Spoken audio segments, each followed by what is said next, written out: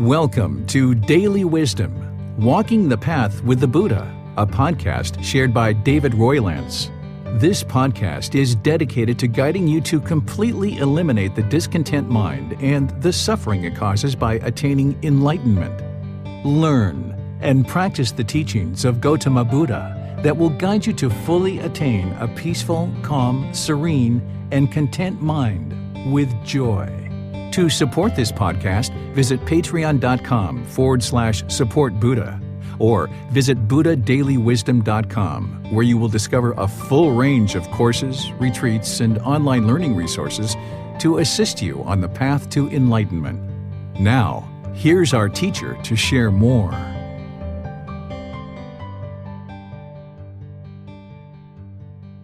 Sawadee Kap. Hello and welcome to Daily Wisdom, Walking the Path with the Buddha. Today is our group learning program, and we're in Chapter 12 of this book, Developing a Life Practice, The Path That Leads to Enlightenment. This is Volume 1 of the book series that we use to guide all of our classes, courses, and retreats. We've learned many different things over the course of this group learning program, and now we're about pretty much in the middle of the group learning program and getting ready to move into some additional content above and beyond what you've already learned. So far, we've been really focusing on a lot of the core teachings and moving into understanding what is Gamma and how does it affect me, what is merit, developing your meditation practice. And now we're going to start discussing ways to independently verify the individual cravings and identify the cravings that are in your mind. Next week in Chapter 13, I'm going to be teaching you how to go in and almost surgically remove individual cravings, desires, attachments. This isn't something that I would have been able to teach you at the beginning of the group learning program because you need to have the foundational teachings underway and have developed the Eightfold Path. Of course, you haven't mastered the Eightfold Path yet, but you've been exposed to it on a couple of different occasions, and you've been potentially working on that to bring it up more and more in your life and start dialing it in closer and closer as you go forward. So today's class in Chapter 12 is titled Craving is the Problem, What is the Solution? Here what I'm going to do is I'm going to refresh your memory about the three universal truths and the Four Noble Truths, and then we're going to go into specific aspects of life that you may have cravings for. Certain objects, not the object itself, but we're going to be discussing the various objects. So the craving, desire, attachment, as you guys are going to learn and maybe be refreshed about, is inside the mind. This is the longing and yearning. But not only are we going to talk about the three universal truths and Four Noble Truths, but we're going to discuss individual objects that can be potential cravings and then the harmful effects that can result from this. So that sets you up really nicely for next week, where I'm going to then teach you how to go in and identify your individual cravings, desires, attachments, and put together specific plans in order to eliminate them. So if you haven't learned with me before, this is a great class for you to actually learn in, because you're going to be understanding the very beginning of the path to enlightenment, where the Buddha helps you to understand the problem in the unenlightened mind, the cause, the elimination, in the path forward, where you can have this breakthrough to finally understand what's causing the discontent feelings in the mind so that then you can actually eliminate them. By understanding the cause and the elimination in the path forward, now you can actually once and for all have a breakthrough to be able to understand what's causing these discontent feelings like anger, sadness, frustration, irritation, annoyance, guilt, shame, fear, boredom, loneliness, shyness, resentment, jealousy, displeasure, stress, anxiety. All of these discontent feelings and others are all being caused by the exact same problem. And once you understand that, then you can actually start applying the solutions and actually seeing the real results and improvements to the condition of the mind. Because in the unenlightened state, there's a certain amount of unknowing of true reality that exists in the mind, where the unenlightened mind has misunderstandings or confusions. It has misperceptions about things in the world. There's certain false beliefs or misperceptions that exist in the mind. This is referred to as ignorance or unknowing of true reality, or confusion, misunderstanding. Some people refer to it as delusion. This is where the mind just doesn't understand what it doesn't understand. And because of that, an individual will struggle and have difficulties in the world because the mind lacks wisdom. It just doesn't understand what it doesn't understand. So the teachings of the Buddha are to awaken the mind to this wisdom. And the way that you do that is you learn, you reflect, independently verify, and you practice. This is what gets you to wisdom. You can't meditate your way to enlightenment. You can't believe your way to enlightenment. You need to be able to gain wisdom of what's going on in the mind, what the natural laws of existence are around you, so that then you can function in the world with this wisdom, making wiser decisions that then produce wholesome results. If you lack wisdom, you will naturally make unwise decisions that then lead to unwholesome results in your life. So when you're learning the teachings of the Buddha, it's not believe, and then hope something good happens when you die. Instead, you're learning now, you're reflecting now, you're practicing now, and you're seeing the results now in the mind. And the way that you do that is awaken to the wisdom of the path to enlightenment, which will gradually help you get to the point where you can understand the path to enlightenment. Once you're understanding the natural laws of existence through cultivating wisdom, then you'll get to the point where you can make these wise decisions and then produce wholesome results. That's what you're going for on the path to enlightenment, is you're cultivating wisdom. And the way that you do that is through learning, reflecting, and practicing. You're learning now, you're reflecting now to independently verify, and you're practicing now. So you see the results now, where the mind comes into more and more qualities of the enlightened mind, where the mind can be peaceful, calm, serene, and content with joy, permanently, no longer experiencing any discontent feelings. You can experience focus, concentration, clarity of mind, and deep memory. You can notice your personal, professional relationships blossom. You'll get to the point where you're not even in a bad mood anymore. The reason why this is occurring is because you're cultivating wisdom about the natural laws of existence, and now you're practicing those natural laws through your wise decision making. As long as you're lacking wisdom of these natural laws, you'll tend to make unwise decisions that produce unwholesome results. And awakening to this wisdom is to understand the natural laws. And you've done essentially the same thing with other natural laws as well. When you were growing up, you didn't understand the natural law of gravity. So you struggled with this natural law. You made unwise decisions that produced unwholesome results. You fell down, you hit your head, you bumped your elbow, you maybe busted open your knee, maybe you knocked over some important objects, maybe you broke some glasses, spilled some water, or other things like this. Maybe you fell down continuously, but slowly but surely over time, as you age, you started becoming more and more wise to this natural law of gravity. It took time. Maybe by the time you were 10 or 12 or 14, you had fully awoke to this natural law of gravity. You saw the truth for yourself through your own direct experience that yes, there's gravity. There it is right there. You take an object and you toss it down, and then you learn to tie your shoes tightly. You learn to look at the surface of the sidewalk when you're walking. You learn to not jump around and be so excited as you're walking down the street. You even got to the point where perhaps you could ride a bicycle or a motorbike or climb a ladder, get on airplanes and fly all over the world. This is because the mind awoke to the wisdom of this natural law, and then you started making wiser decisions that produced wholesome results. And as you did that, you then noticed that the mind was more peaceful and more calm. You didn't struggle and have the difficulties with the natural law of gravity. So the same thing needs to occur with the natural laws of existence, where you get to the point where you've cultivated so much wisdom about these natural laws, and you're starting to function through those natural laws, that you're making wiser and wiser decisions that produce wholesome results. The mind experiencing sadness, anger, frustration, irritation, all these discontent feelings, it's because the mind lacks wisdom of how to train itself to be able to be controlled and disciplined and no longer have those discontent feelings. So as I teach you today, and as I teach you in any other class, as you read books, as you watch videos, as you learn all the various things that I have to share with you, you should never believe anything that I have to say. You should never believe the books. You should never believe the videos, the podcast, any of the resources that I share when I'm providing you personal guidance. Don't ever believe anything that I say. Instead, you learn what I'm sharing, you reflect on it to independently verify it, and then you practice it. And as you're practicing it and you see the improvement to the condition of your mind, more and more you will know that these teachings from the Buddha are indeed leading to an improved condition of mind and an improved condition of your life, until eventually you get to the point where all discontent discontent feelings are completely eliminated from the mind. So I'm going to share with you the 3 universal truths and the 4 noble truths to be able to help you understand this wisdom that the Buddha shared, to be able to help you awaken to these natural laws.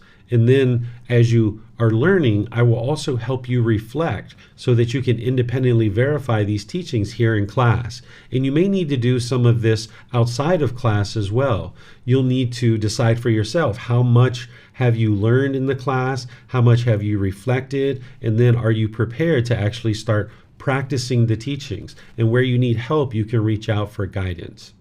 So let's look at the 3 universal truths as a starting point, and then we'll move into the 4 noble truths. We call these truths because the Buddha knew that they were truth, and I know that they're truth, and other people know that they're truth as well. But in order for you to get to enlightenment, you're going to need to know that they're truth, and that's why you're learning, reflecting, and practicing. You're not allowing your mind to believe in anything whatsoever. So this first universal truth is referred to as the universal truth of impermanence. This is where you're learning that conditioned objects, they arise, they change, and they fade away. That all the material things around you, anything you can see, hear, smell, any flavors that come onto the tongue, anything that comes in contact with the body, anything that the mind experiences, it's all impermanent. It arises, it changes, and then it fades away. This is what the mind is experiencing through this impermanence. That as you go around the world, you're experiencing this impermanence, but you may not be aware of it right now. So that's why you need to learn it, reflect on it, and practice it. So impermanence is explaining how conditioned objects arise, change, and fade away. But you're not believing that. It took me just 1 or 2 minutes to be able to teach it to you. But now you're not believing that. That's just the learning part. Now you start reflecting. You look around the world to try to find something that is permanent. If you can find something that is permanent, you've disproven this. And now you know for sure that this isn't a universal truth. But if you look around the world and you can't find things that are permanent, then you've independently verified this and you know that this is a universal truth. So what I suggest students do is start with something you're very familiar with, like the human body. You're very familiar with this human body, and now you can look at it and say, is this human body permanent or is it impermanent? If the human body is permanent, that means it's been exactly the same your whole life and it's never changed. If it's impermanent, that means it's constantly changing.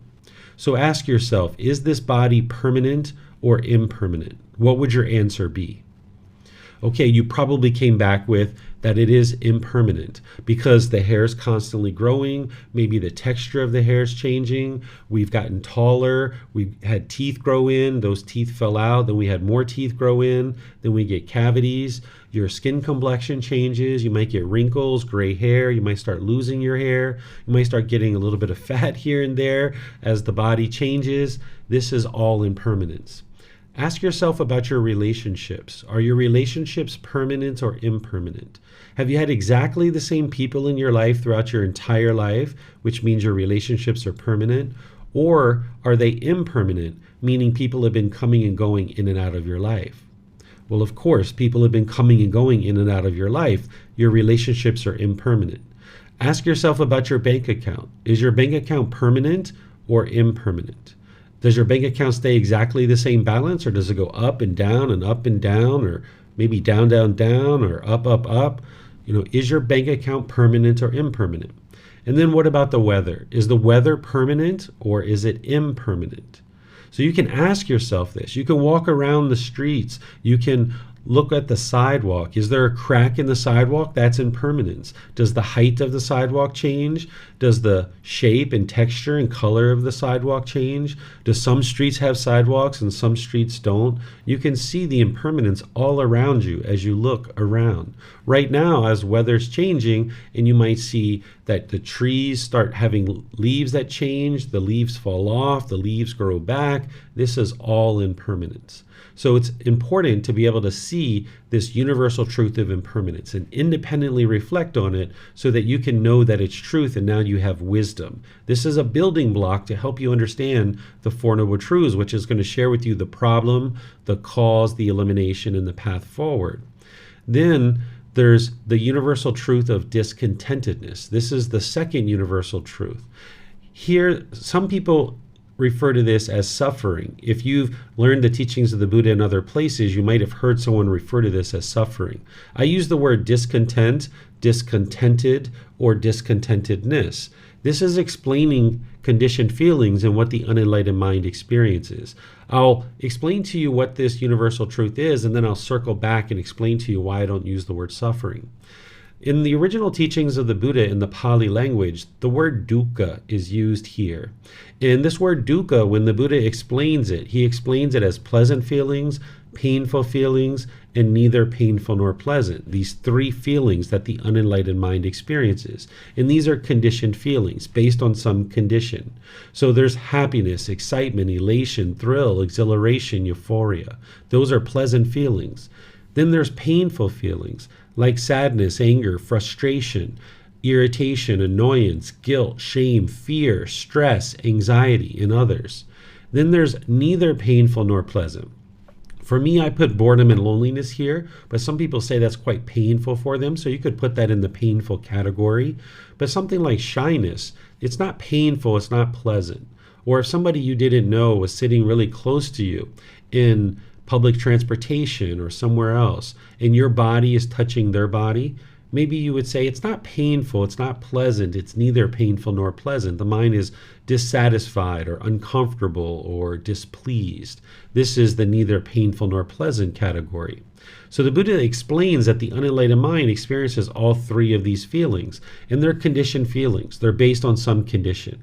So for example, if you wake up in the morning and you see it's sunny outside, you might get so excited and so happy because you can go outside and play. You can go hiking, you can go to the park, you can do all these things outside that you've just been waiting to go do. Well, now when you go take a shower and you come back and you see it's raining, now you might get sad or frustrated. Because if you form your feeling of happiness based on some condition like the sun, when the sun changes, because the sun is not permanent, when it changes due to impermanence, now the feeling of happiness is also going to change. And it's not just the sun that perhaps your mind is doing this with. It might be your bank account, it might be certain family members are doing certain things, or your boss or your friends, it might be your car gets damaged or something like this, that the mind is having some condition that if it gets what it wants, it will get these pleasant feelings. But if it doesn't get what it wants, it gets these painful feelings. So essentially the unenlightened mind has this condition gets met, this condition gets met, this condition gets met, this condition gets met, and then I will be happy. But when those conditions aren't met, then that means the mind ends up in the painful feelings of sadness, anger, frustration, or others. And those conditions can't be permanently met. So the more conditions you have in your mind, the less happiness you're experiencing due to all these conditions that the mind wants these things to occur. So therefore, it's experiencing these conditioned feelings of pleasant feelings, painful feelings, neither painful nor pleasant. The enlightened mind is beyond this. It no longer experiences any conditioned feelings. It's experiencing unconditioned mental qualities. So there's unconditioned happiness in the mind, or unconditioned joy, or unconditioned peacefulness. So for an enlightened being, when they wake up in the morning, they're already joyful, they're already happy before anything has ever transpired.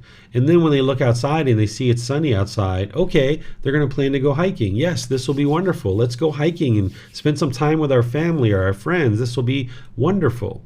And now they might go take a shower.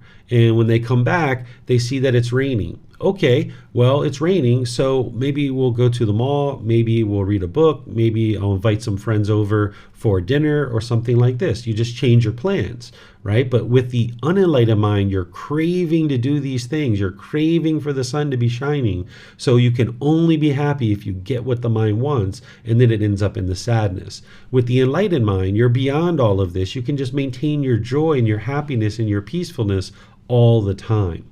So this is the second universal truth of discontentedness. And now you can independently verify this through reflecting on your own direct experiences in life. Does this explain what you experience? Do you experience pleasant feelings, painful feelings, and neither painful nor pleasant? Because you know that your mind is unenlightened. So if your mind is unenlightened, you would be experiencing these conditioned feelings of pleasant, painful, neither painful nor pleasant. And then when you look over the wide spectrum of feelings that you've had at different times in your life, you would be able to discover which category they fit into. That there shouldn't be any feeling that you're experiencing that doesn't fit into one of these three categories, if this is a universal truth and it applies to everyone universally. So when we get to the question time, if you have a feeling that you think doesn't fit into one of these three, just let me know and then I will help you. So some people refer to this as suffering. I use discontent, discontented, or discontentedness. If we use the word suffering, this explains painful feelings quite well. When you're sad or angered or frustrated or stressed or having anxiety or feeling guilt or shame or some other discontent feeling that is painful, you probably say you were suffering. But when you experience happiness, excitement, like if your mom calls you up and you get so excited because mom called you and is coming over to visit you, you probably wouldn't say you were suffering when mom called you and you got all excited. Or if that person you don't know came and sat next to you and your body was touching their body and you felt uncomfortable, you probably wouldn't say that you were suffering in that situation, right? So if we use the word suffering, it explains the painful feelings, which is only 33% of what the Buddha is explaining here. That means you're missing 66% of what the Buddha was teaching if you use that word suffering. So I don't use that word because if you're missing 66% of what a teacher was teaching you, you wouldn't be able to experience the results of the enlightened mind and be able to work towards the ultimate goal of what the Buddha was teaching. So instead of using suffering, I encourage people to use the word discontent, discontented, or discontentedness to describe these conditioned feelings, that these are pleasant feelings, painful feelings, neither painful nor pleasant, and these feelings are experienced based on some condition. Then there's the third universal truth. This is called the universal truth of non-self. This is helping you to provide a solution that is going to eradicate and eliminate one of the fetters or taints or pollutions that are in the mind that are hindering an individual from experiencing enlightenment. The Buddha essentially discovered 10 individual pollutions in the mind. They're referred to as the 10 fetters. We call it a fetter because a fetter is like a shackle, a chain, and a ball that's around a prisoner's leg, and it keeps a prisoner trapped. Well, these 10 fetters, these pollutions or taints or defilements, these are keeping the mind trapped in the unenlightened state. So these 10 fetters need to be eliminated in order to get the mind to experience enlightenment. And then you can attain these qualities that I talk about with the enlightened mind. One of those fetters, one of the taints or pollutions or defilements in the mind is called personal existence view. The universal truth of non-self is the solution for personal existence view. It's explaining to you what you need to do in order to eliminate the personal existence view. And there's other things you need as well, but here, let me introduce it to you here to help you understand this fetter or pollution as well as the solution. And then just understand that you may or may not understand it 100% right now, because some students need multiple conversations to be able to fully understand it. The personal existence view is where the mind has this pollution or this fetter, or this taint or this defilement, thinking that this body or this mind is you and who you are. So there's a certain self-image and a certain self-identity that the mind's clinging to and holding on to and thinking that this is who you are as a person. And now if you hear agreeable things or you have agreeable contact with any of the 6 sense bases, which we talk about in other classes, that as you experience contact, now the mind can experience these conditioned pleasant feelings, that if you get a compliment about your self-image and how you appear, you will get happy or excited or elated based on having this complimentary and agreeable language coming to you. And now the challenge is that because of impermanence, you can't permanently have people saying agreeable things to you. Occasionally, there's going to be someone who might say something degrading and disparaging. You can't control everybody in the world to do things your way, so there can be a situation where somebody might say something diminishing or degrading about the self-image. And if your mind's clinging to this body, thinking that this is you, when you hear that, you'll experience painful feelings like sadness, anger, or others.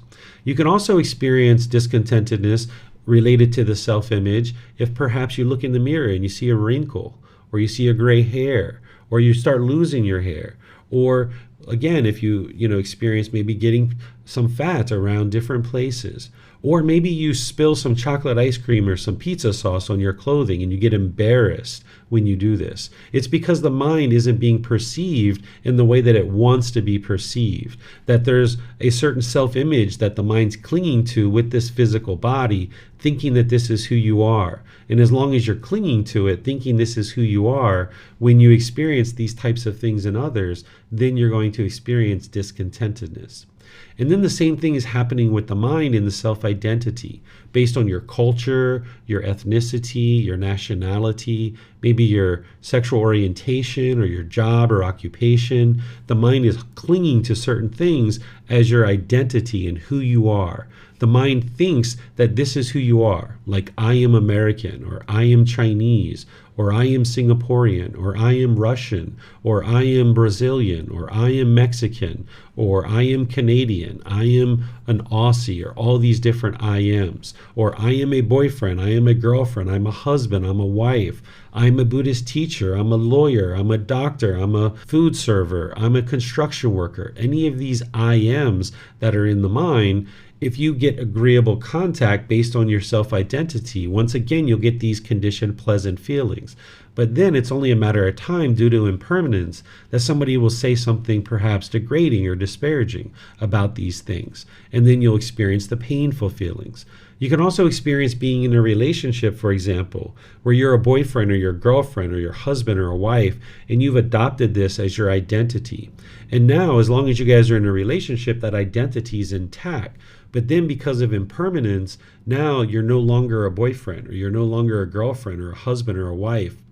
And now when you're single, you might really struggle during this time, wanting to hurry up and get right back into another relationship, because the mind doesn't feel comfortable without this identity intact, that the mind doesn't identify with being single, that you want to be in this relationship. So the mind now struggles because it's no longer feeling like the identity is intact.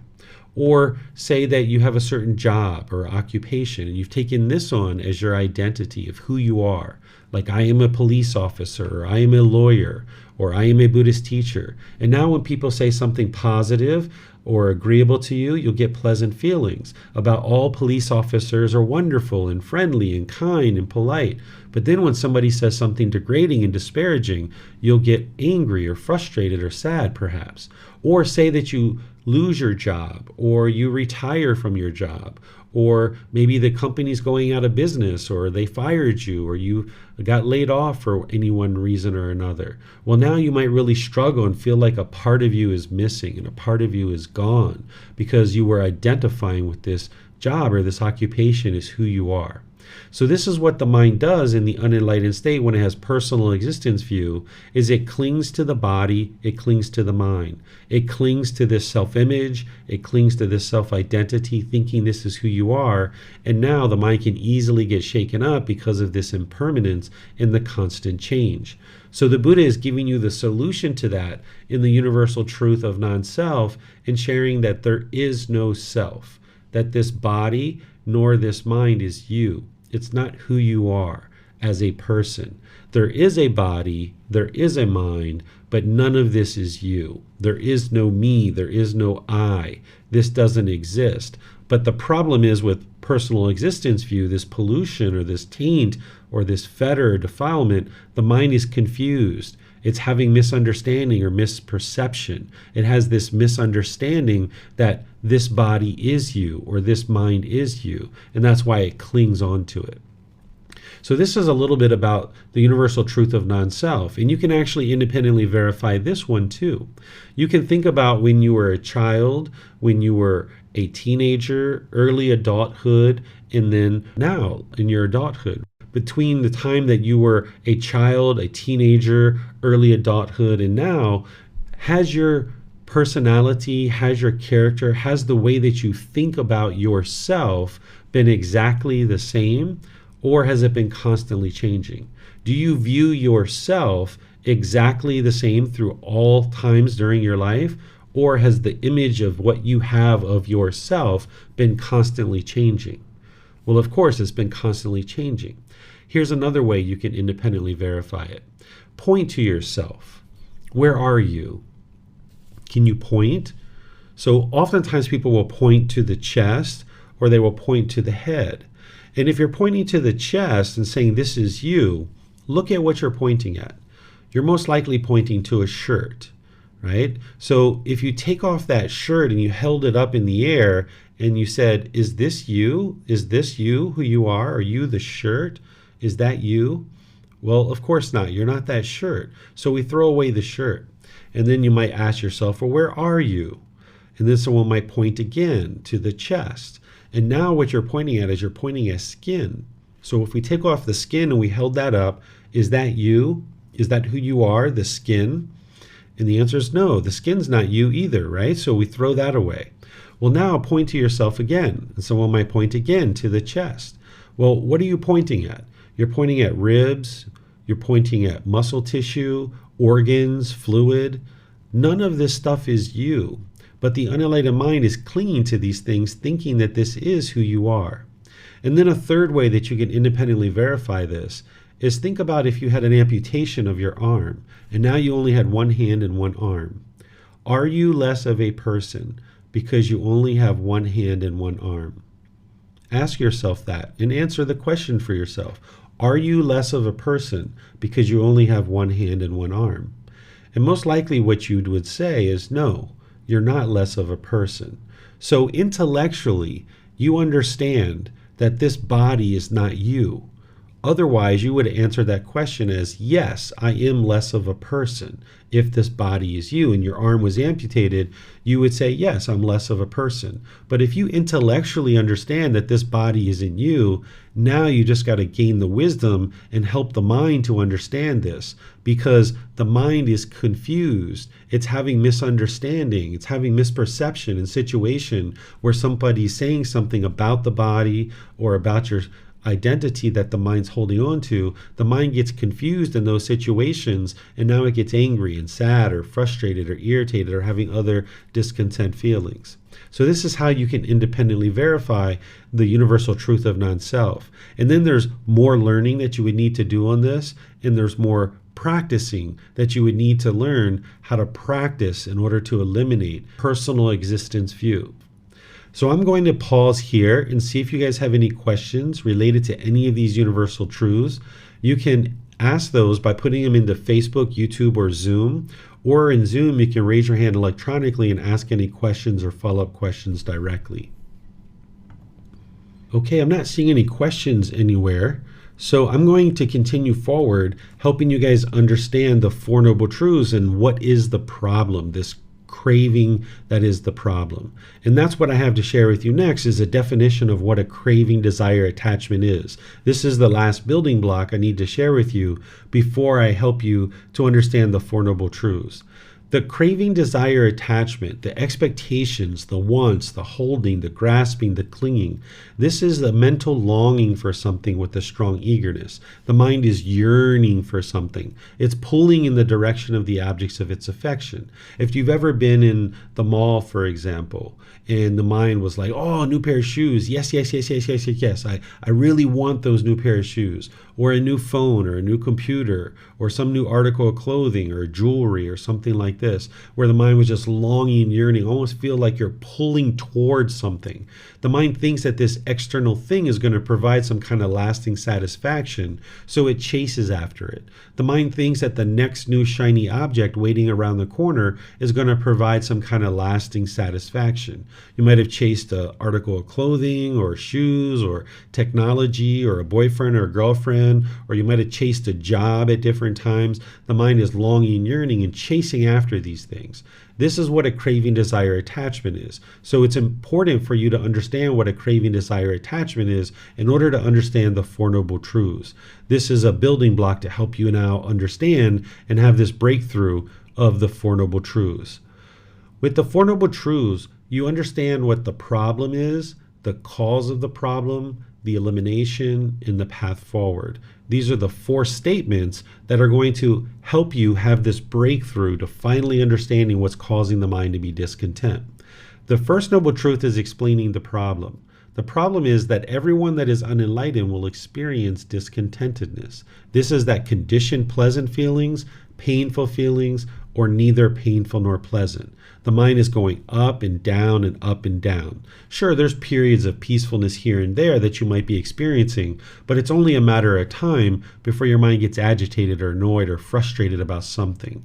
So the problem that each unenlightened being is experiencing is that they're having this discontentedness, these conditioned feelings. So now the second noble truth is explaining the cause of that problem. Discontentedness is caused by our own cravings, desires, attachments, because the mind wants everything to be permanent when everything in the world is impermanent. This is the second noble truth that is explaining the cause of the problem. The cause is craving, desire, attachment. I'm going to explain this a couple of times and give you some examples. So discontentedness, those conditioned feelings, the pleasant, painful, neither painful nor pleasant, they're being caused by your own cravings, desires, attachments, because the mind wants everything to be permanent when everything in the world around you is impermanent. This is explaining to you why your mind's experiencing those discontent feelings. It's the mental longing. It's the strong eagerness, those cravings, desires, attachments, which is causing the mind to be discontent. The mind's wanting these things to be permanent, but yet everything around you is impermanent. So let me give you some examples to illustrate this. So then you can reflect on this and independently verify it and see it for yourself. You need to be able to see the truth behind this. So think about a time when you were maybe just getting into a brand new relationship with a boyfriend or a girlfriend. When you guys first got together, you most likely got all these conditioned pleasant feelings where you got excited, you got happy, you got thrilled, someone's showing you affection, someone's checking in on you, someone's inviting you to the movies or out to dinner, someone's having some great conversations with you, maybe you're even having intimate contact at different times. You're getting so excited about this contact with this new person. Well, now over time, something happens in the relationship and you guys end up breaking up. You end up ending the relationship. And now you're sad or you're frustrated or you're irritated. The reason why the mind is doing this is it's craving for this relationship to be permanent. It thought that this relationship was permanent, but it was always impermanent. The mind just didn't understand the universal truth of impermanence. In the unenlightened state, the mind doesn't understand impermanence. So as long as the mind is craving for this relationship to be permanent, when the relationship ends or it's over, then you're going to experience anger, sadness, or frustration. And even if you guys were together for the rest of your life, one of you would most likely die first. So the mind craving permanence, not realizing that this relationship is impermanent, it's going to experience discontentedness. The same thing can occur if you have like a new car or some other object that's new. Like say you got this brand new car, and now when you park it at a store and you come out and you see a scratch on the car, you might get angry or frustrated or irritated when you see that. It's not the scratch that's causing you to be angry or frustrated. And it's not even the person who caused the scratch. That's not what's actually causing your anger. What's causing the anger is the mind is craving for this car to look permanently beautiful. And it's not possible for this car to look permanently beautiful. It is impermanent. It's a conditioned object. It arises, it changes, and it fades away. The tires need to be changed. The window washers need to be changed. The upholstery in the car is going to fade. The paint's going to fade. But when the mind's craving for this car to look permanently beautiful, now when it experiences this impermanence, the unenlightened mind doesn't understand that. So as long as your mind's craving this permanence, you're going to get shaken up because the mind's craving for all these different things to be permanent. And I'm not talking about what's wise or unwise here in this particular situation with the car being scratched, because it would be wonderful if nobody ever scratched your car. But that's not the world that we live in. We live in a world where there's impermanence around us at all times. And your car is going to most likely get a scratch at some point. So if you crave and you long and you want this car to look permanently beautiful, when it starts to experience impermanence, you'll have discontentedness. And even when you first bought the car, you probably experienced discontentedness where the mind was getting these conditioned pleasant feelings, wanting things to be a certain way. When you acquired this brand new car, now the mind gets all these pleasant feelings. So here with the second noble truth, you can independently verify that your mind is causing these own feelings yourself. Because what the mind typically does in the unenlightened state when it has wrong view is it falsely attributes these feelings of painful feelings and others to somebody else, to something external. And now you might be blaming other people. And when you blame other people, you might push them away out of your life, thinking that that's going to solve the problem. But it doesn't solve the problem because you just keep getting angry or irritated about something else. If that person that you push out of your life, if they are the problem, then when you push them out of your life, you'd be completely peaceful and joyful for the rest of your life. But when you push them out of your life, you just get irritated or annoyed about something else in the future. Or if you have wrong view, you might falsely attribute your painful feelings to somebody else, and now you become bitter and harsh and hostile towards them. Or you might put your expectations on them and trying to control them and pressure them to do things your way. This is what the unenlightened mind does, is it pushes people away, it becomes bitter and harsh and hostile towards people, and it puts its expectations on people, trying to control them to do things your way. So you can get liberated from all of this and get to the point where you can live harmoniously with all beings. Because when you have craving, desire, attachment in your mind, it's only a matter of time before you disagree with what somebody's doing around you. And now the number of people that you can spend time with becomes fewer and fewer and fewer and fewer. As more and more expectations in your mind grow, there's less and less people that you can spend time with. So let's independently verify this through your reflection. Take a situation where you've recently been angry or frustrated or irritated or some other discontent feeling. Maybe it was this morning, maybe it was yesterday, maybe it was last week. Look at that situation. And maybe at that time you might have been blaming somebody else and trying to find somebody else to blame for these discontent feelings.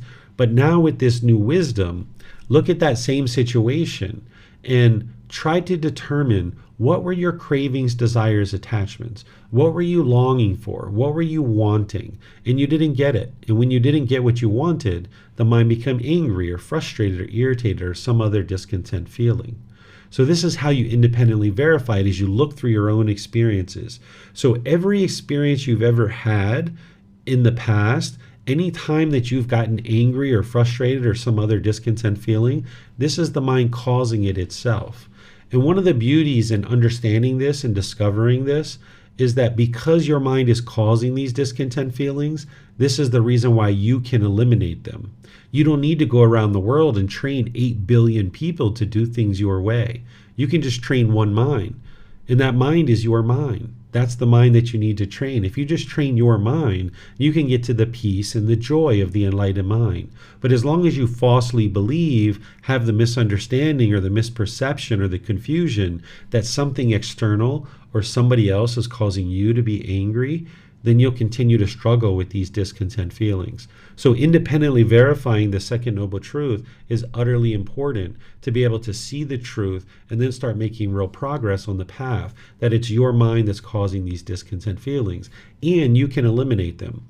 That's what the third noble truth is explaining to you, that the elimination of discontentedness is possible by eliminating cravings, desires, attachments. If you can train your mind to be able to identify these cravings, desires, attachments, and then you can eliminate them, then you can get to the peace and the joy. So we have certain teachings that the Buddha shares with us to be able to help you to be able to identify these cravings in the mind with mindfulness or awareness of mind, and to be able to then remove them. You can use breathing mindfulness meditation and generosity. I will explain this for you in a moment. Then the fourth noble truth is explaining to you the complete elimination of discontentedness is possible by practicing the Eightfold Path. The path to eliminating this discontentedness is the Eightfold Path. This is 8 individual steps or factors that you learn, you reflect on to independently verify, and then you practice. And as you do, then you can actually train the mind to eliminate the discontentedness 100%. And that's what I teach in all the various programs and courses and retreats that I share, helping you to understand the Eightfold Path using the original words of the Buddha. The Eightfold Path is 8 individual steps, and the very first step is right view, which is what I've just been sharing with you with the Four Noble Truths. The Four Noble Truths is helping you to establish right view, where the right view is that your mind is causing these feelings itself through craving, desire, attachment. That's the cause of these discontent feelings. Wrong view would be to blame other people. That blaming other people, that they are causing you to be angry or annoyed, that's wrong view. And as long as you keep blaming other people and you're misunderstanding the problem, you'll never actually get to the solution. You'll just keep pushing people away, being bitter and harsh and hostile with people, or putting your expectations on people, trying to control them to do things your way, because the mind's trying to get those cravings fulfilled. But when you can establish right view and you can have the breakthrough to see that your mind is causing these discontent feelings, then with understanding what the real problem is, you can start implementing the solutions. And there's 8 individual steps here that you would need to learn. And I've taught this previously in this group learning program. And I'm actually teaching it tomorrow in a course that I'm teaching here in Chiang Mai, which you can join by Zoom or you can join here at the temple in Chiang Mai. You can now attend all of our classes both in person or online by logging into Zoom. In some of the classes, I'll be live streaming as well. So tomorrow, I will be sharing the Eightfold Path in its entirety. And for some of you, depending on what time zone you're in, it might actually be tonight. So I will be sharing this at 9 a.m. tomorrow morning here at the temple. The entire path using the words of the Buddha, helping you to be able to see the path to enlightenment. This path to enlightenment, these 8 steps, it's kind of like a speaker system. If you had 8 individual dials and you were trying to optimize these dials and get a better and better quality sound out of the speakers, you would be turning these 8 dials, trying to optimize them and try to get the best quality sound out of these speakers. Well, these 8 dials are how you train the mind and optimize the mind to get this focus, concentration, clarity, and deep memory. This is what lifts the pollution that the Buddha describes and that he discovered, lifts it out of the mind so that now the mind can perform optimally. It's organized into these 3 categories of wisdom, moral conduct, and mental discipline. This is what you would need to learn and ultimately train your mind to be able to get to enlightenment. But honing in on the elimination of craving, desire, attachment, because that is what the problem is that the craving, desire, attachment gets eliminated through practicing breathing mindfulness meditation. When you're practicing breathing mindfulness meditation, you can eliminate the discontent feelings through eliminating the craving, desire, attachment. There's more than just meditation that you would actually need, but the craving, desire, attachments can be eliminated through training the mind with breathing mindfulness meditation. With breathing mindfulness meditation, you're cultivating mindfulness or awareness of mind, and you're cultivating concentration, the ability to practice singleness of mind. Now, with your mindfulness and awareness of mind and your concentration in daily life, you can be aware when the mind is longing, yearning, and having these cravings, and then you can cut it off and let it go. This meditation, the way the Buddha taught it, is you focus on the breath, and then when the mind moves off the breath, you cut that off and let it go and bring the mind back to the breath. You're not trying to eliminate your thoughts here. You're training the mind to be aware when there is a thought, to notice that the mind has moved off the breath, and then to easily be able to let that go and bring the mind back to the breath. So that now in daily life, having exercised the mind this way 2 or 3 times a day, building up to these 2 or 3 sessions per day for 30 minutes or more, now as you develop that ability, you can now see these cravings, desires, attachments arising in the mind in your daily life. Of course, to build up this meditation practice to 2 or 3 sessions per day for 30 minutes or more, it would need some gradual training, gradual practice, and gradual progress. It takes sometimes 6 months, a year, even 2 years to build up to that. But gradually, slowly but surely, you're exercising the mind in meditation to more easily notice the mind moving off the breath and to more easily bring the mind back to the breath. So that now in daily life, when you're at the mall, for example, and you see the mind longing and yearning for that brand new pair of shoes, and it's trying to get this fulfillment, this happiness, this excitement just through purchasing a brand new pair of shoes or a brand new phone or something like this. While you may need those things, it's important to fulfill your needs. But oftentimes what the mind's doing is it has these wants, the longing, the yearning, the craving, the desire, and it's chasing after these things. You may have 30 pairs of shoes at home. Do you need one more pair of shoes? You might need to ask yourself that. And then if your mind's longing, yearning, and craving, you can then cut that off. Or if you notice anger or frustration arising in the mind, if you've been training your mind with breathing mindfulness meditation, you can cut that off and let it go. And then we practice generosity in order to train the mind to let go. Because with craving, desire, attachment in the mind can become very selfish and hold on to things very tightly. So if you can practice generosity where you're giving and sharing more than is strictly required in any given situation of your time, your effort, your energy, and your resources, this will train your mind to let go. So you can do things like holding the door for somebody when you go into a store. Maybe you see someone behind you. You can hold the door and let somebody in. But you need to be careful, because if you have an expectation, your mind's going to experience discontentedness. If you're standing there holding the door, expecting somebody to say thank you to you, and they don't say thank you, you'll get irritated, you'll get annoyed, right? You may get angry. So you need to practice generosity where you have no expectation of anything in return. You might decide to donate blood, or you might decide to volunteer at an orphanage, or offer some money to a person who is struggling and maybe homeless or needing food. There's many different ways that you can practice generosity. And you need to do that from the middle way, where you're not longing and yearning and depleting your resources, but you're also not indifferent and just lackadaisical and continuing to reside stingy or selfish. You need to come to the middle where you can build up a practice of generosity where you're regularly giving and sharing. And then I will help you next week when we discuss chapter 13 to know how to identify your individual cravings and how to actually eliminate them. Because the breathing mindfulness meditation and generosity is the generalized training that you do on a consistent ongoing basis. But then there's specific ways to go in and identify what are your specific cravings in your mind, and then putting a plan together to actually eliminate them. And I'll teach you this when we get to next week's class. If you'd like to read ahead, you're welcome to. It's in chapter 13 of this book, Developing a Life Practice, The Path That Leads to Enlightenment. You can read it there, and then I'll teach it to you next Sunday. Because there's various cravings that can potentially be in the mind. Here in this particular chapter 12, I've shared some examples of what potential cravings might be. Now, it's important to remember that the craving is not the object itself.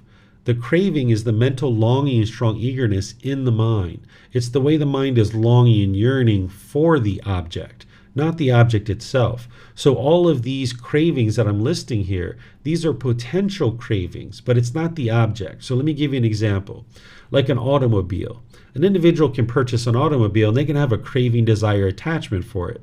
Like when I had my first automobile at the age of 17, I was very attached to it, right? I washed that car probably 3 times a week. I, used this certain substance on the tires to make them shiny. I vacuumed it. There wasn't even one piece of dust probably in the car. I probably waxed it like once a week, once every month or something like this. I was obsessed with this car, trying to keep it looking permanently beautiful, right? So that's a craving, desire, attachment. But also on the other side, if I never took care of the car and it just got wrecked and destroyed, that's not wise either.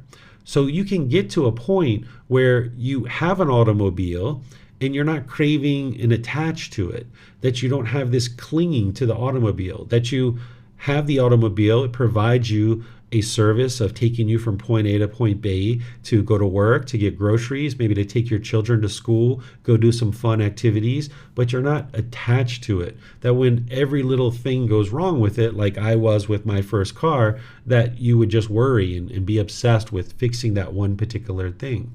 So an automobile can be a craving, desire, attachment. And if somebody has that craving, you might notice that you have excessive work around your car, where you're constantly caring for the car. You might notice excessive ego associated with your car. Like I know when I drove that car around, boy, was I proud of how clean it was.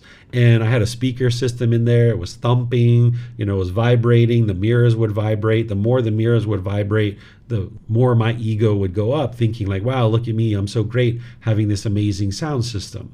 Or you might notice that you lack time with people close to you because you're so busy with this car. Or if you collect many, many, many cars, maybe some people have 30, 40, 50, 60 cars, and this can contribute to pollution in the world. So these particular potential cravings are potential cravings that the mind could have craving, desire, attachment for, but they don't have to be. And you see the list here, and you can see it in the book as well. These books are able to be accessed at no cost. You can download them from our website, buddhadailywisdom.com. You can download it. You can take it and go print it. You can get printed copies here at the temple in Chiang Mai, or you can order them on Amazon if you'd like a version from Amazon. So you can see this here, and you can also see it through the book as well. And there's this other part to the chart as well. I just broke it up into two pieces here. It's one big chart, one big table in the book, that you can also have craving, desire, attachment for these things, but you don't have to. So let me give you an example from here. So like take wealth.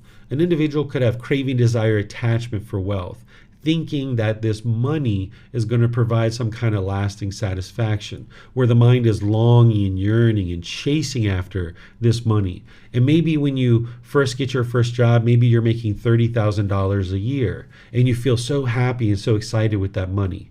But then that wears off because you've based your inner feelings on the condition of having $30,000. Now, maybe when your salary goes down, you feel sad or you feel upset or angry. But also, if you chase and chase and chase, and now your salary goes up, say it goes up to $50,000, well, you'll be happy temporarily because your happiness is based on the condition of this money. So your happiness will arise, it'll change, and it'll fade away. It's impermanent because it's a conditioned feeling. So now you'll feel happy for a period of time, maybe for a few weeks or a few months, but then your mind's going to want more because of craving. It wants more and more and more. It wants 80,000, 100,000, 120,000. The mind just keeps longing, yearning, thinking that this money or wealth is going to provide some kind of lasting satisfaction. So if the mind's craving, if it's desiring, if it's attached, if it's longing, yearning, if it's wanting this wealth, ultimately this is a craving, desire, attachment. But also, if you were on the other side where you could care less about your career, you didn't put any time or effort or energy into developing your skills and earning an income, you wouldn't be peaceful and joyful in the enlightened mental state there either, because you're not able to provide for your basic necessities of life. So what you would like to do is ultimately bring the mind to the middle, where you can pursue things as a goal, as an objective, or an interest, and you can gradually work towards financial goals in acquiring the income that you need in order to sustain your life. But when the mind has craving and thinking that this money is going to lead to some happiness, this is where ultimately you're opening yourself up to these painful feelings, because your mind is just going to be chasing and chasing and chasing and wanting more. So these are just two examples, like an automobile and wealth. But there's others as well that your mind might be longing, yearning, and craving for. This isn't an exhaustive list. This was just to start cluing you into some of the potential cravings, desires, attachments that you might be experiencing. And next week, I'm going to go in and teach you how to identify what cravings are in your mind, and then how to put together a customized plan to actually eliminate them from the mind. I'm going to use examples from my life so that you can learn of things that I did in order to eliminate certain attachments.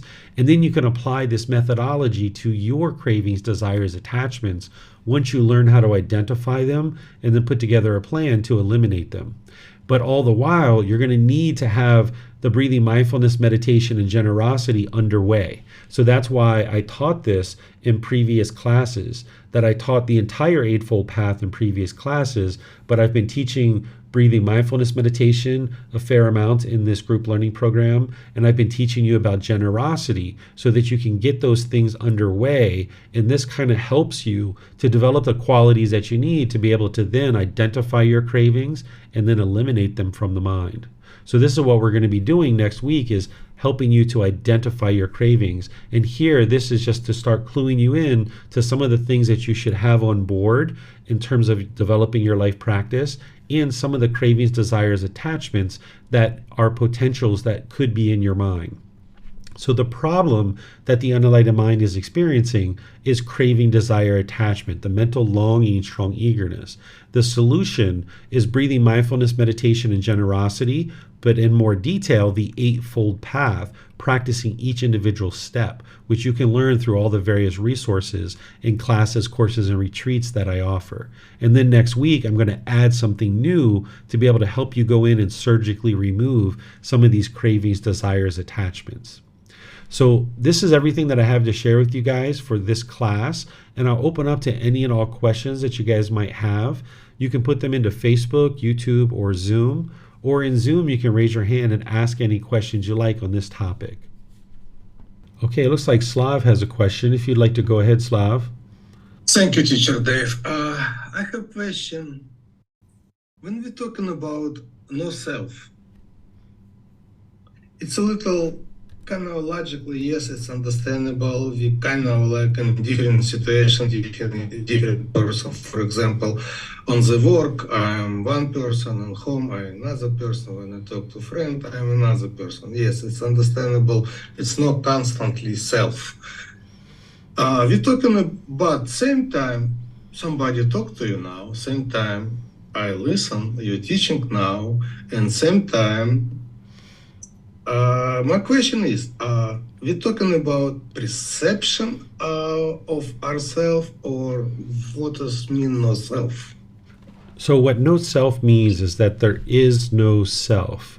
There is a physical body and there is a mind that comes together for this existence, and we refer to this as a person or as a human being. This is how we describe it, but none of this that you're experiencing is you, is who you are. So for example, in the unenlightened mind, someone might say, I am hungry, or I am thirsty. Well, I am not hungry because there's no I here. What's truly transpiring is the body needs food. That's what's truly transpiring. That's true reality. But because of the confusion and the misunderstanding in the mind's going to say, I am hungry. And now an individual may get grumpy or irritable because the mind is craving this permanent comfort in the body, not realizing that the body can't be permanently comfortable. It's not possible. This body is impermanent. So if the mind is saying, I am hungry or I am thirsty, now that I is in there and the mind can't overcome that and get to the peacefulness. Or someone might say, I am angry or I am frustrated.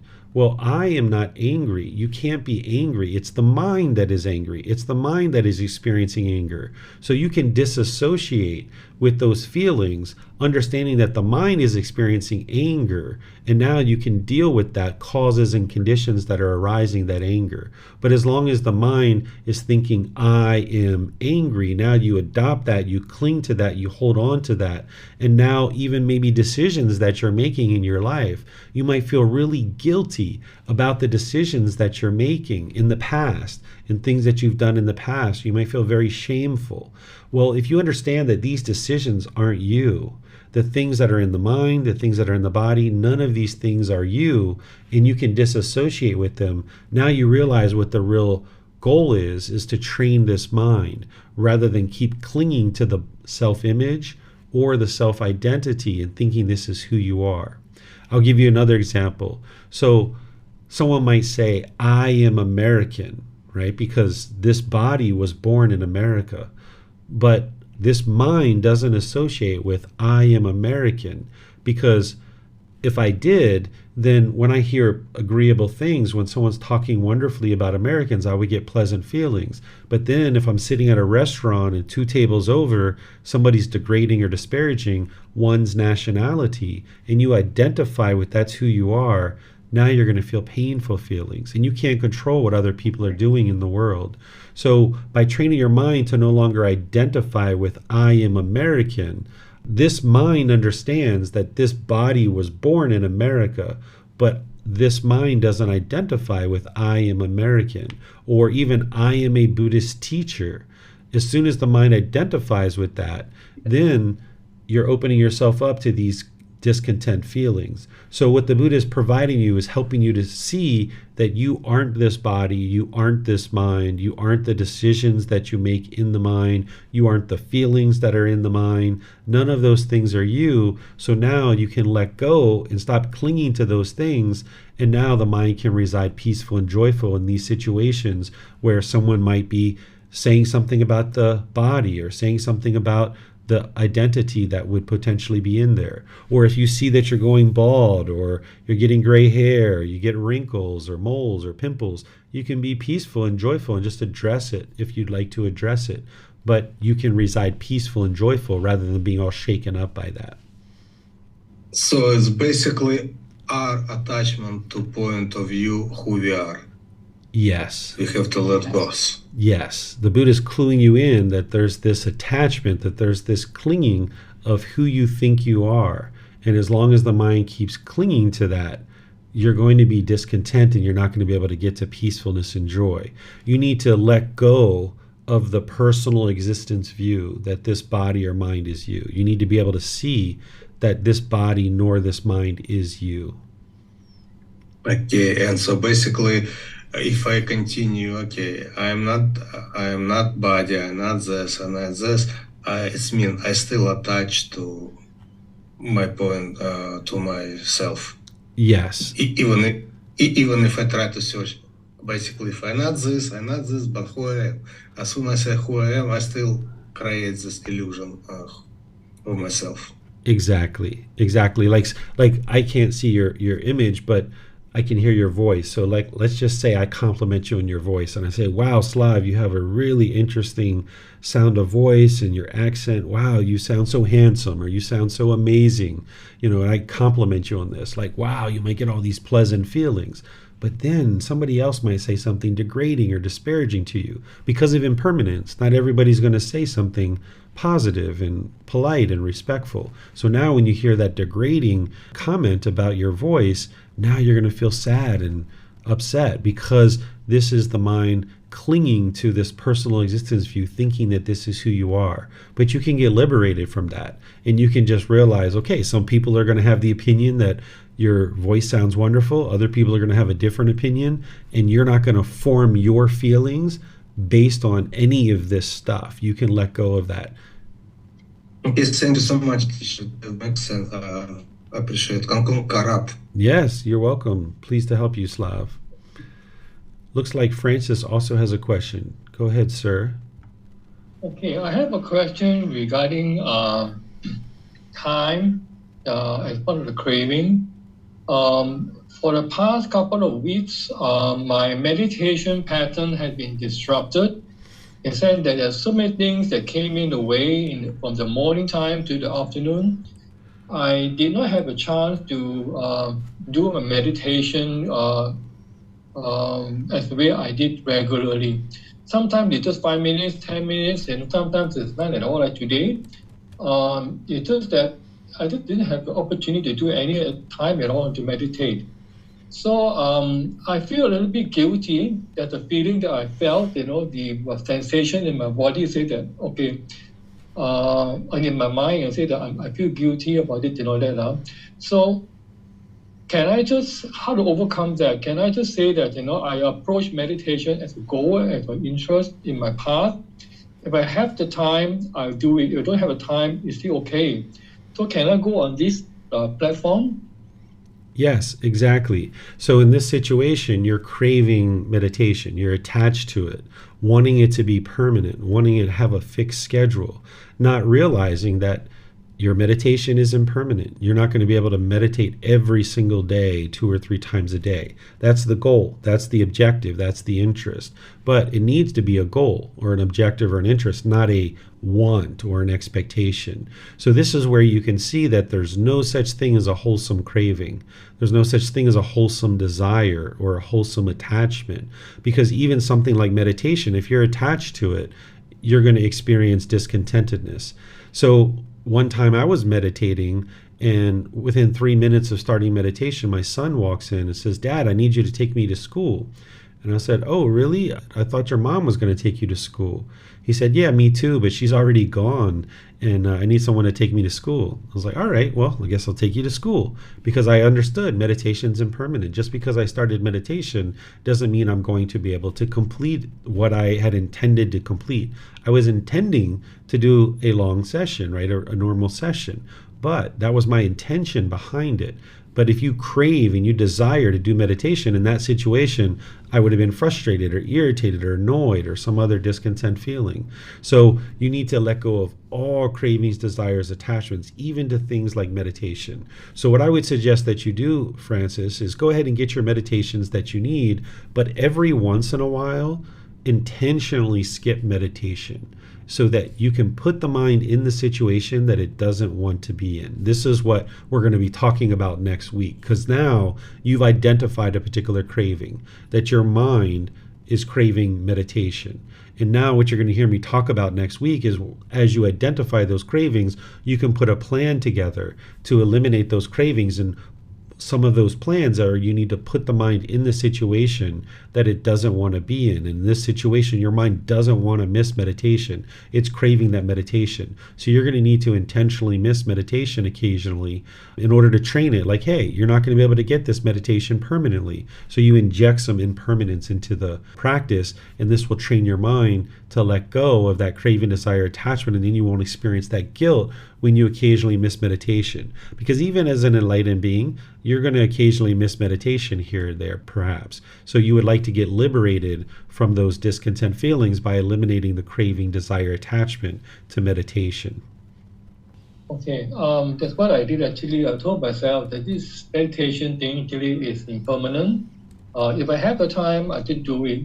I will find another time to do it again. Maybe it could be just a few minutes, or if I find time for a half an hour, it's fine. If not, means I just go with the flow and just be take it as the way it is and all that.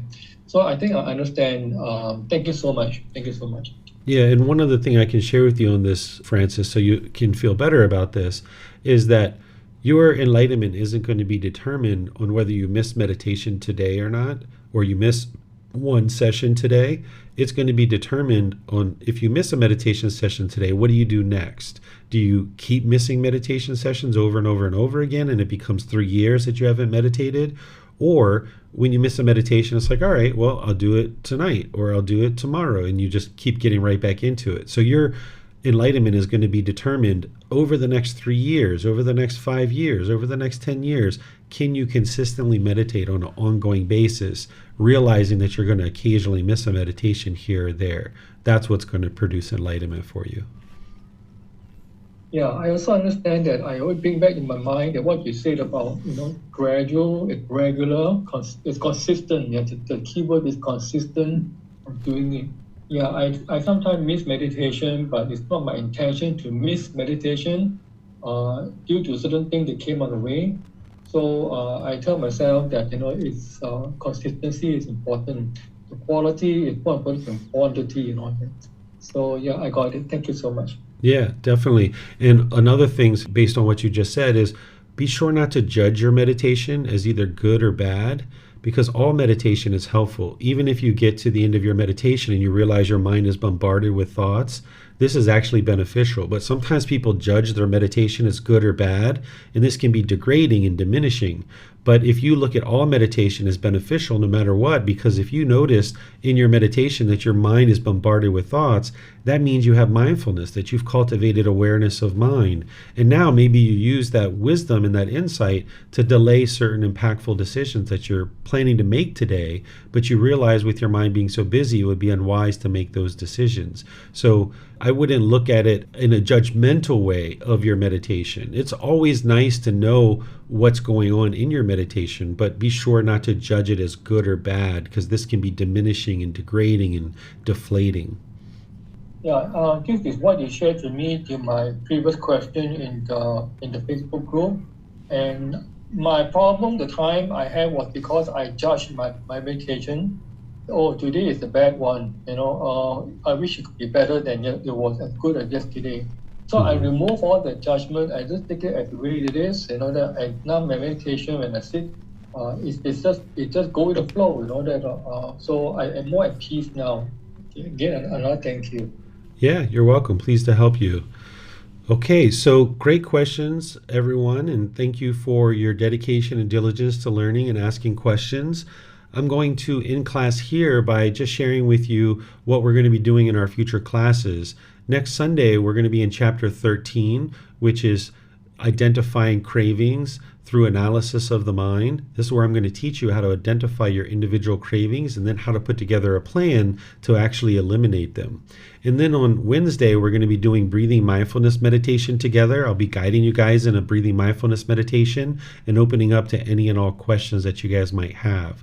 Starting tomorrow, 9 a.m. Thai time, I'll be starting a harmony in relationships class, which is going to be taught here at the temple, and it'll be available through Zoom. So if anybody would like to log into Zoom from 9 a.m. to 3 p.m., I'm going to be sharing that class, and we take an hour and a half lunch break typically, but you can be learning, and you can find the details on this on our website, buddhadailywisdom.com. Under classes, courses, and retreats, you can see what I'm going to be teaching. So you're welcome to join even if you're not here in Chiang Mai through Zoom. So thank you all for joining for today's class. I'll perhaps see you guys in a future class. Have a wonderful and lovely rest of your day. Sawadee krap. Thank you for listening to this podcast. To provide support for this podcast, visit patreon.com/support Buddha. To access more teachings, visit buddhadailywisdom.com. There, you will discover a full range of courses, retreats, and online resources to assist you on the path to enlightenment. Remember to establish a daily, consistent meditation practice, along with learning and practicing these teachings. A well-developed meditation practice is the foundation in which to train the mind to attain enlightenment.